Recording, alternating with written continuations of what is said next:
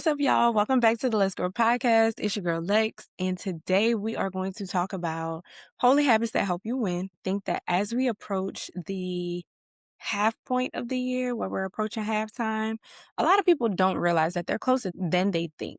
And so today I'm here to tell you you're closer than you think. You just have to act like it and see it through. And so we're going to take a look into some things that I do to help me to win the year, or at least I hope that it's helping me to win the year. But it has worked and it has produced fruit in my life, and I want it to produce fruit in your life. So without further ado, I got my notes. Let's jump on in. The first thing I want to talk about is the whole purpose of everything that I do. Y'all know, y'all have heard me say this multiple times. Making God the CEO of my life and my business was the best business decision that I could have ever made. And I want to talk to you a little bit more about it, but more of like the making that the foundation and the anchor of everything else that we're going to talk about, if that makes sense. And so for me, making God the CEO of my life was a non-negotiable because number one, he gave me the business idea. In 2019, when God placed it on my heart to start my boutique, I knew when he told me to start the boutique, everything, well, I ain't gonna say everything, but I'm gonna say I knew what was to come after that. I knew that vision included all the other stuff that would follow. The only difference is that I think when he gave me the vision and he gave me the desire, I treated him like the mailman instead of the CEO. And the reason I say that is because he would give me the message.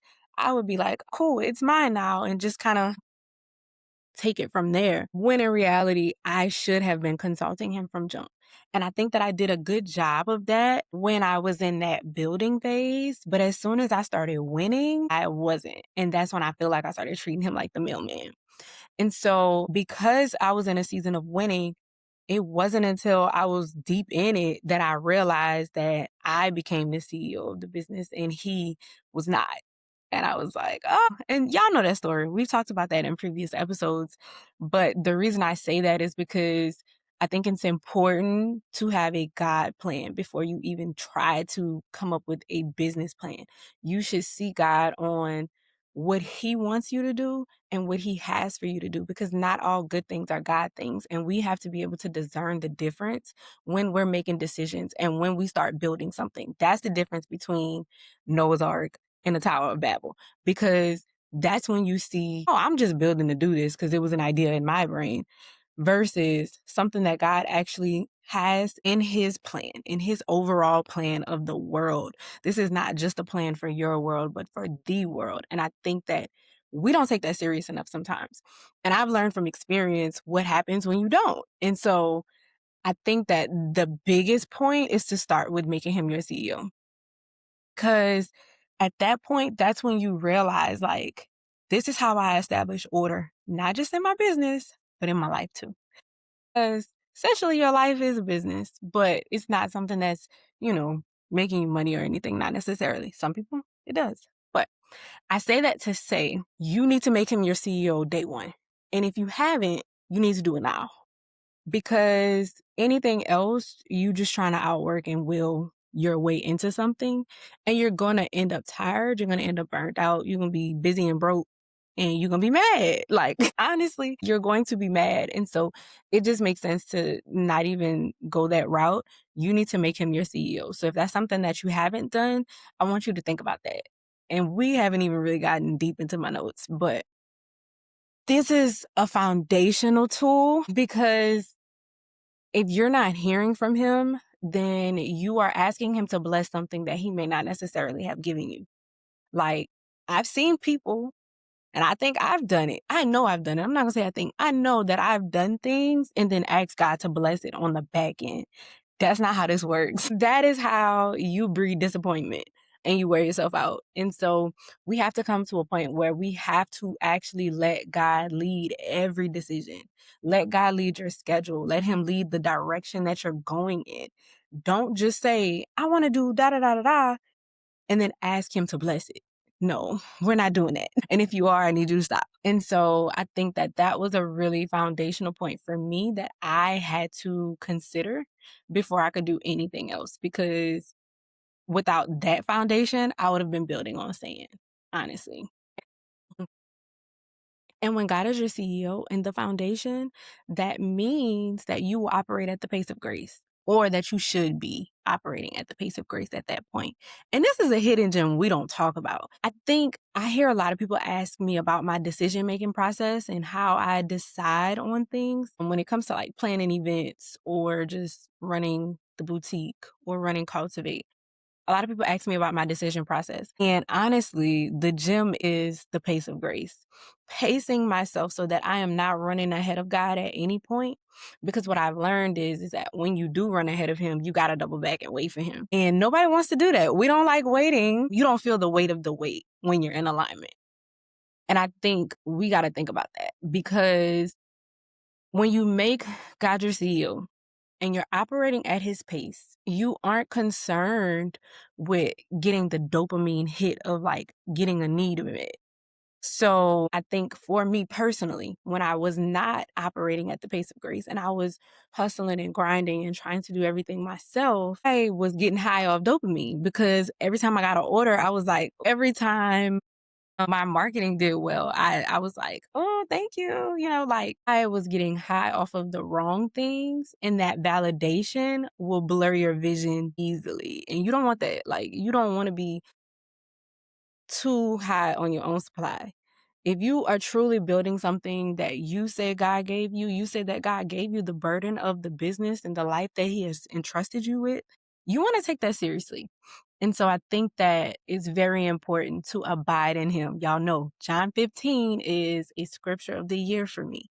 We really have to do a better job at abiding. And I think sometimes people think abiding is passive, and it's not. It's actually one of the most active and disciplined things that you can do, because you have to intentionally focus on resting in God and making it a lifestyle and not just a thing or a action or an exercise, but like this is a posture that you live in.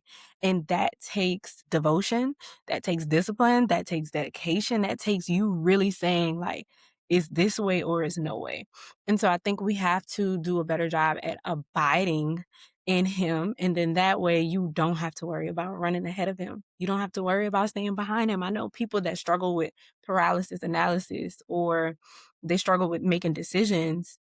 They can get stuck at one point, and then they're like, oh, I'm waiting on God. Well, actually, he's up there waiting on you. And then you have people on the other end that are like very impulsive. And it's like, no, you actually want to be more intentional about walking with him and not just walking in the path that he might have given you. Like, he gave me the vision, so I'm going to go do it. Yes, do it, but do it with him, not just for him. And that's something that's really rewired my brain, understanding that I'm building with him and not for him. Well, I mean, you are building for him. So let me not say that. I'll say understanding that I'm building with him and for him, not just for him. If that makes sense, let me know in the comments, because I know what I'm trying to say. But I think that's important. John 15, verse 5 specifically says, apart from me, you can do nothing. Not a little, not a lot, but nothing, which means that ain't nothing getting done if you're not with him. And so being at the pace of grace ensures that you are in alignment with where he's taking you. And I also think that it saves you some time, because we think waiting or being passive, not passive, patient. We think waiting or being patient is wasting time, but it's not, because it actually eliminates any detour that you could possibly make by being slow or being impulsive. And so I think the pace of grace is really a hidden gem that we don't talk enough about. Like, I need to do a better job at talking about that, because it really does drive my decision making. I am the type of person, I believe that anything that you do in the form of like ministry, calling, assignment, that should be an overflow of your secret place. And so I'm not rushing to do anything, because it's going to come naturally out of my time with God. And it's not going to be something that I have to work hard for. Yes, I have to put in my own diligence. I have to actually put my hand to the plow and work, but I'm not having to do it out of my own strength, because I'm in partnership with him. And that is a huge difference that I've seen when I stopped and I decided, okay, I'm making God my CEO, because that other stuff wasn't working. Hustle culture will literally have you busy and broke. Like, I'm not going back to that life. I think that in your spirit, in your body, in your business, it is incredibly important to abide, because you don't want to be tired and wore out into where you can't even enjoy the fruit of your labor. It just doesn't make sense when you follow the logic to the end. And so that's my thing. The pace of grace is a hidden gem that I definitely wanted to touch on. Now, moving on to consistency, because I think that this is the big why. Why do we have holy habits? And it's because consistency compounds. Small acts of faithfulness will add up, and you will begin to see fruit in your life because of the smallest decisions that you make. For me, consistency is a strategy. It is my daily decisions that determine permanent outcomes, and that determines what happens and what I see out of my businesses. And so when I said earlier, you're probably closer to the win, you just got to see it through, I really was talking about daily disciplines that can get you to the finish line. I think that sometimes when things aren't working and we're having to wrestle, we feel like, oh, it's just not meant to be and I'm going to stop right here. But you don't know if tomorrow was the day you would win. I actually heard a girl talk about how she did her podcast, and her podcast was like, well, maybe it wasn't a podcast. It was maybe a YouTube channel. But she talked about how she just got on there and she read the Bible, and I think she might have been like breaking it down or something. But she did that for days on end. She said a person watched her 100th episode and that person changed her life. So you can imagine if she would have stopped at 98, 99, if she would have stopped at episode 50, think about what it takes to do something and to do it with everything in you. She could have gotten tired the first week of doing that and be like, okay, I'm done with this. Somebody watched her 100th episode and changed her life. And so you just never know when you that close to the win. And sometimes you just got to see it through, even when you don't feel like it. And so when I say you're close to your win, but you really got to act like it, like you really have to see these things through, that means that you have to do everything in your power to be obedient to what God has given you. And then all you can do is let him have the rest and let him do what he does after that. And so I want you to ask yourself, as we go into the second half of the year, what does winning look like for you? What would it take for you to consider 2026 a win? Everybody has their own definition of win. Everybody has their own opinion of what it looks like to win. Different businesses, different endeavors, different lives, parents, certain milestones that you might want to hit with your kids or something. Think about that. What would it take for you to win this year? And then I want you to think about the person you have to become for that to actually happen. So John 9, verse 4 says, work while it's day. And that speaks to urgency. And I think sometimes people think that urgency equals anxiety, and it doesn't. That's different. Urgency is wisdom. Urgency is knowing that I am here for a reason. I am in this season, and my assignments that God has given me, they are for a season. Seasons change. And so I want to be found faithful in whatever it is I'm supposed to be doing. So that means that I don't have time to wait and play because I got to work while it's day. Like, that's literally what he says. And I think that if you are serious about the things that God has placed in your heart, you have to move with a little urgency. You do. But you have to also know the difference between urgency and anxiety. Like, I'm not telling you to be ruled by your emotions. I'm saying if there is something that he has given you to do in a specific season, you need to do that, because you don't know when that season is up. And so you don't know when you might miss that train. And imagine being so close to it and then you quit. This is why consistency is important. Consistency compounds, man. I'm telling you. And the thing about it is like, we don't rise to the level of our goals. We actually fall to the level of our habits. So we have to consider what habits are helpful, what habits are holy, and what habits are just not working, because that's a thing too. And you got to think about that. So let's talk practicality. For me, I try to steward my time and my resources from a seasonal perspective, but also a weekly perspective, because I know, going back to what I just said, seasons change and God will download in me certain things for certain seasons. And it is up to me to do whatever I can in that season, because I don't know when that season is up and I don't know when things will shift. Even in that, I also know that I can't plan further out than a week. I look at my months, I look at my quarters, I do. But weekly is where the meat is for me, because weekly is where the work is getting done. And so I'll take out my planner. I love a planner, y'all. Y'all know, because I have planners on Amazon. I forgot all about that. I'm going to link that in the description. But I have my planner. I write out my days of the week and I start with, what am I reading this week? What am I focusing on this week? I focus on a certain reading, and then all of my action points for like work and business and things like that follows after that. And so I'm saying, okay, well, Monday, I know I won't have time to do this, but I'll have time to do that. And I actually start my week with stewarding my body first. And so Sunday, Monday, Tuesday, Wednesday, Sunday through Wednesday, I steward my body by going to the gym. And even before that, let me go back. So I actually start with the weekly thing. I start on Sundays. I know people be talking about Sunday scaries. I don't believe in it. I'm not doing it. I think that preparing on Sunday, it removes any panic that I could have on a Monday. And so for me, Sundays look like going to the gym, going to church, and then anything else after that is either something that is like rest for me. It would be considered rest, or it would be considered joy. And then on Sunday evenings, I meal prep for the week and I do my reading. So that is how I start my weeks off, so that I don't feel rushed to do anything. And then on Mondays, if you follow me on Instagram, you know we do Master Your Mondays. So I always make it a point to master my Monday. The only way that I can do that is to get ahead of my day and not chase it. Because if I can get ahead of Monday, I can master the rest of the week. Like, it's going to follow that part. But I have to make sure that I'm doing what I need to do on a Monday. So Mondays look like gym, breakfast of some type of, food, juice, or whatever. And then also planning my work week too. So when I get to work, I'm not just jumping straight into projects or anything. I'm actually looking at the week and saying, what do I have to do this week? What's most important?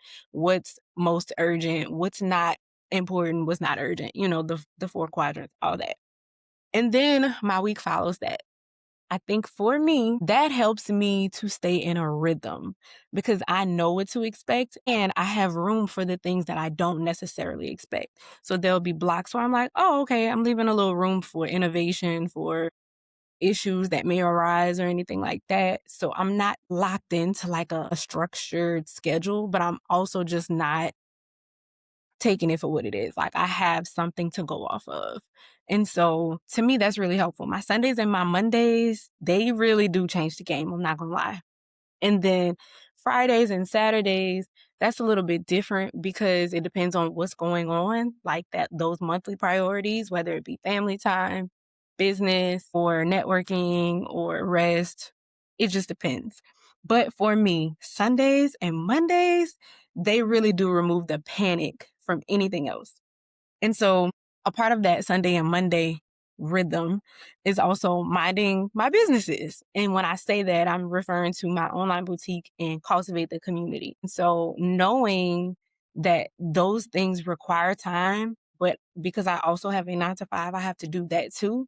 I spend a lot of time batching my content, or batching any like systems or updates that I need to do for Cultivate or Lexus Essentials. And it also helps me to keep my pillars at the front of my mind, to keep my vision at the front of my mind, because I'm looking at it from a place of like, what pillars do I want to hit to make sure that I'm carrying out the vision?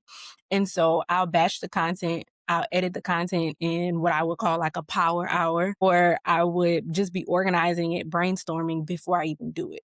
And to me, sitting down intentionally for an hour of no distractions, doing that takes me a long way, because honestly, it's how I get content done for a whole week. I will sit there and I'll batch it maybe one day, and then I'll edit it in a power hour another day. And then I have content for like 2 weeks and I don't have to worry about a caption or editing the colors and all of that. Like, I don't have to worry about that, because I did it in a specific time block. But I also know that that doesn't work for everybody's schedule. And so you got to do what works for you. We talk about that in the ebooks that's on the Cultivate website as well. So if you're interested more in like habits like that, like time blocking, organizing, time management, stuff like that, grab one of our ebooks. Forgot about that. Okay, moving on to stewardship. So, stewardship is not just money. I know we talk about like giving and things like that. Y'all know stewardship is a pillar of cultivate. So, I've talked about this before, but I want you to think about it from a perspective when we talk about holy habits, stewarding your calendar, your capacity, your creativity, and your calling. I need you to steward your calendar, your capacity, your creativity, and your calling. All four are important. And the reason I say that is because if you don't know your calling, then the calendar and the creativity is just going to be out there. Like that's just going to be free. But if you don't have the capacity, you're going to forget about your creativity. So you got to focus on all four. Like you really don't get away from that, but you have to look within yourself and say, how am I stewarding this? Am I giving all of my days away on my calendar? For me, I try to do my best to save 2 weekends a month for myself. And when I say for myself, I'm saying for joy, for rest, for something that does not require me to work, that does not require me to overextend myself or be there for other people. That means that I get to prioritize me and be the best me that I can so that when I do show up for people, I'm giving them 100% and I'm not just pouring from an empty cup, if you will, right? And so that's how I steward my calendar. Stewarding my capacity is a whole nother thing because this is where you get into like boundaries, saying no to good things so that you can say yes to God things. This is where you really get into like knowing yourself, having self-awareness, and really being able to see where you are and understanding like, I'm approaching burnout. I probably need to chill out. Or actually, I kind of want to pick something else up, like maybe a hobby or something. You have to know your capacity before you start offering out to other people. You got to. And I know sometimes I hear people abuse that and they say, I don't have the capacity for that and all of that. You don't want it to get in the way of like being obedient to whatever God has told you to do because He will give you the capacity to do what He's calling you to do. But you have to be mindful when you're overextending yourself or you're not extending yourself enough because that's the thing too. And then stewarding your creativity. If your creativity becomes work so much, it won't feel like purpose anymore. It won't feel like a gift anymore and it won't be fun. And so you have to steward it just as you would steward your money. And you would say, you know what? I don't have that to give today because I know that I have something coming up that I really want to work on and I really want to have time, space, and mental capacity for that thing. And so you really want to steward your creativity as much as you would your calendar, your capacity, and your calling. All right, let's talk strategy. So couple minutes ago, I was talking about my Sundays and my Mondays. On Sundays, I do my meal prep. And meal prep is for me is actually a strategy. The reason I say that is because it forces me to eat food that's going to fuel me and not drain me. So for me, I'm very intentional about what I'm eating because I need the energy. I need to be healthy. I need to be right so that I can do all the things that God is calling me to do. And for me, I got to be intentional about that. If I don't do the meal prep, I'm probably not going to eat right. I'm not going to lie. So I try to meal prep on Sundays or Mondays, depending on what the week has to offer. But for me, it really is fuel and it brings me back to Romans 12, being a living holy and acceptable sacrifice, being a temple, right? Like being very intentional about this body because this body houses the Holy Spirit. And so I can't play with that. Like I can't just be doing anything, can't just be eating anything. That's not going to work. I've heard a man say one day, he said, your body can only go, no, your calling can only go as far as your body can take you. And that's humbling because I know that as a person that's multifaceted and that I really do lean into those things when God calls me to and operates in multiple spaces, I have to have the capacity and the energy to do that. Like practically, I have to have the energy. Otherwise, a lot of the things that God is calling me to do wouldn't get done. And sometimes that means that I have to push myself. I might be tired and I want to choose rest. And He's like, nah, you could go a little bit longer. And so that's a quote that I always keep at the front of my heart of like, your calling can only go as far as your body can take you because it's true. And then let's talk about time management because you hear me saying budgeting. stewardship, all the things. You got to budget your time the same way you would budget your money.